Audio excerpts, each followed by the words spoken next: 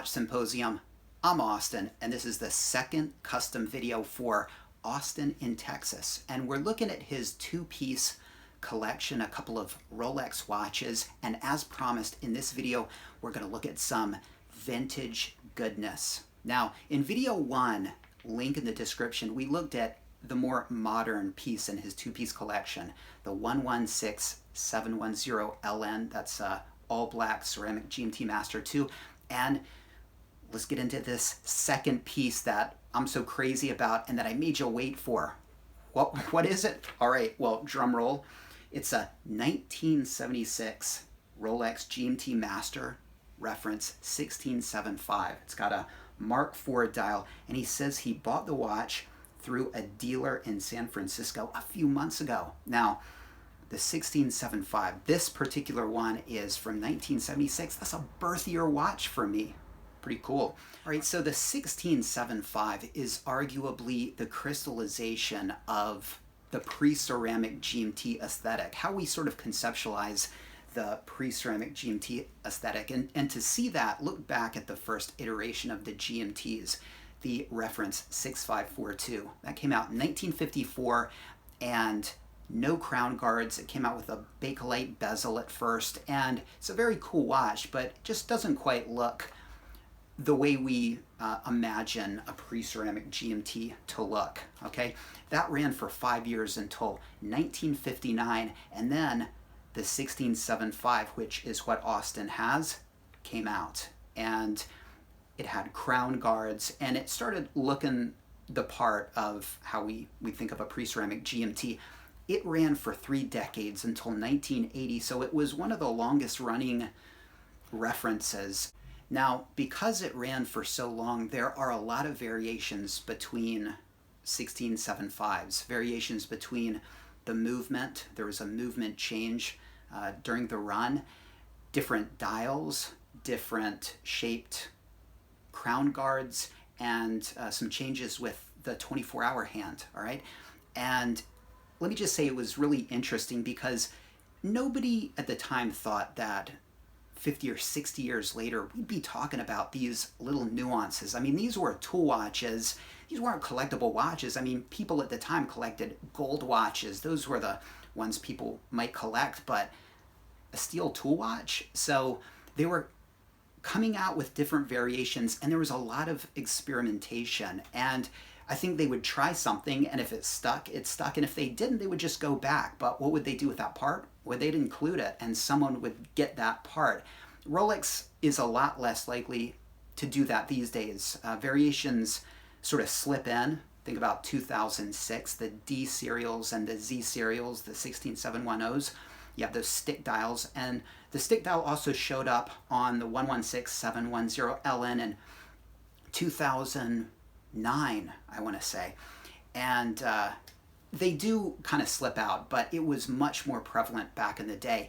And so speaking about the dials, and let's focus on the dials right now, because again, Austin's is a Mark IV dial. You can roughly divide the dials between 4 types, Mark 1, 2, 3, and 4. And I say roughly because there are others. And there's a Mark 0, there's a Mark 0.5. Of course, you got the Mark 1, which we'll talk about. There's a Mark 1.5 later on. There's a Mark 4.5. So we have all of these different and interesting variations, and you can go down a massive rabbit hole when it comes to the 1675. But looking at the Mark I dial, let's talk about that.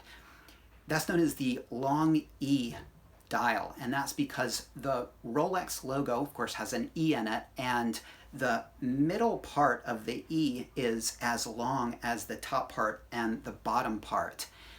So the long E dial, that's how you spot a Mark I dial. Also, they started out with glossy dials. Now that changed in 1965, and they went from the glossy dials to the matte dials. So a glossy dialed 1675 is pretty special. All right, the Mark II dial came along, and so the E looks a little bit more normal. It's not a long E anymore. And the Mark II and the Mark IV are kind of hard to differentiate, but the coronet is a little bit different. On the Mark IV, the coronet, and you can see Austin's here, it's a lot more almost V-shaped. It comes out at the top more, and it's more narrow at the bottom.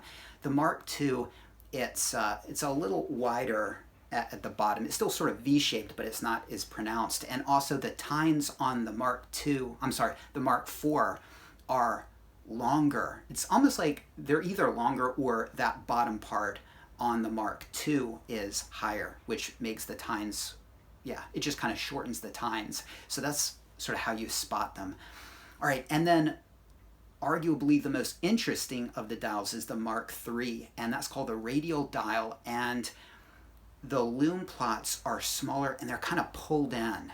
And I don't know if it's an optical illusion, but the minute markers look a little bit longer. I don't know if that's true or if it's just a result of pulling in the lume plots, but that's a rare and interesting and easy to spot 1675 variation. And then of course you get to the Mark IV, and that has the bigger lume plots and sort of that V-shaped, very beautiful coronet. So this is a beautiful piece. Some other interesting variations in 1965, along with the transition from the gloss dial to the matte dial, you had a change in movement. It went from the 1565 movement to the 1575 movement. All right, the 1565 movement, the earlier one that was used from 59 to 65, was 18,000 beats an hour, and it didn't have hacking. And in 1965, of course, it changed,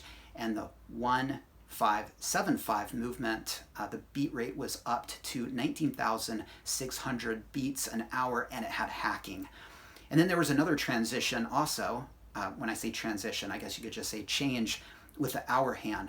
The smaller hour hands were used until the late 60s, and then there was a transition to the bigger 24-hour hand, kind of like the one I have or the one that Austin has.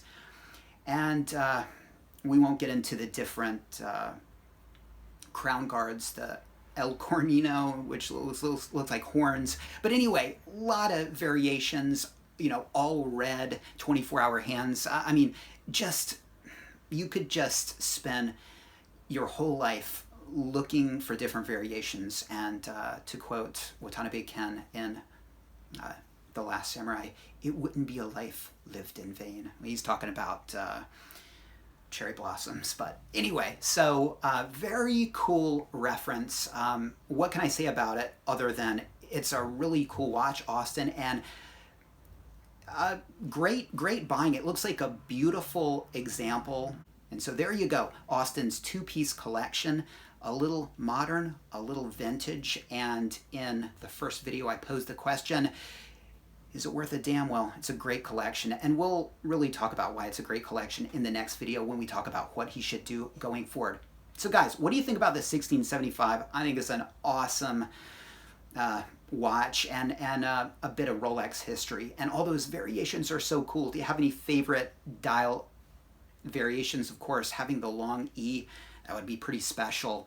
For me, that radial dial, the Mark III, there's something I like about that. Of course, I also like the smaller 24-hour hands. I mean, look, like I said, you could go down a serious rabbit hole with these. Anyway, let me know what you think about the 1675. I'll see you in part 3. Thanks for watching. See you next time.